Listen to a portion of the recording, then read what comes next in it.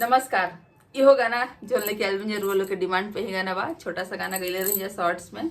Demand रहे पूरा गाना गावे के, तो सुनी जा, बताई जा कैसन बा। ए हो माटी हो जाई है तो हार देहिया, ए हो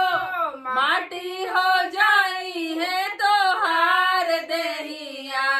शिवा गुरु के चरण में लगाला नेहिया, शिवा गुरु के चरण में लगाला नेहिया, माई के गर्भ में करार कके आइला, करार कके आइला, करार कके आइला, अवते बहरिया हो माया में भुलाइला, माया में भुलाइला हो माया में भुलाइला, ए हो काहे के भुलाइला धर्म के राहिया, ए हो काहे के भुलाइला धर्म के राहिया, शिवा गुरु के चरण में लगाला नेहिया, शिवा गुरु के चरण में लगाला नेहिया,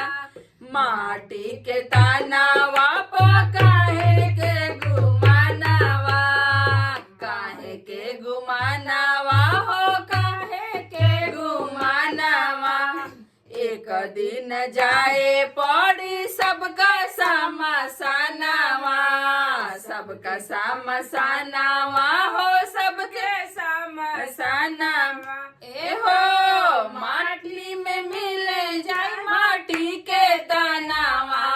ए हो माटी में मिल जाई माटी के तनावा, शिवा गुरु के चरण में लगाला मनवा, शिवा गुरु के चरण में लगाला मनवा, गुरु के चरणिया से जोड़ तू नाता, जोड़ला तू नाता हो, जोड़ला तू नाता, गुरुजी तो हउए हो सब कर विधाता, सब कर विधाता हो, सब कर विधाता, ए हो नेहिया जे बल गइबा कहिया, ए हो नेहिया जे बल गइबा कहिया, शिवा गुरु के चरण में लगाला नेहिया,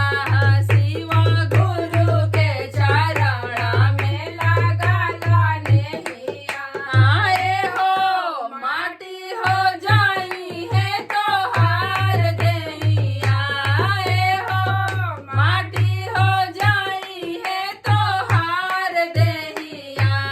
शिवा गुरु के चरण में लगाला नेहिया, शिवा गुरु के चरण में लगाला नेहिया। धन्यवाद। के देखा था हमने के गीत पहला बार, और पहला बार देखा था उनका बढ़िया लगल हमने के गीत, तो हमने के चैनल के सब्सक्राइब कर लीजिए, तबे आगे के और गीत सुने के मिली, और वीडियो को लाइक करी जा, शेयर करी जा। धन्यवाद।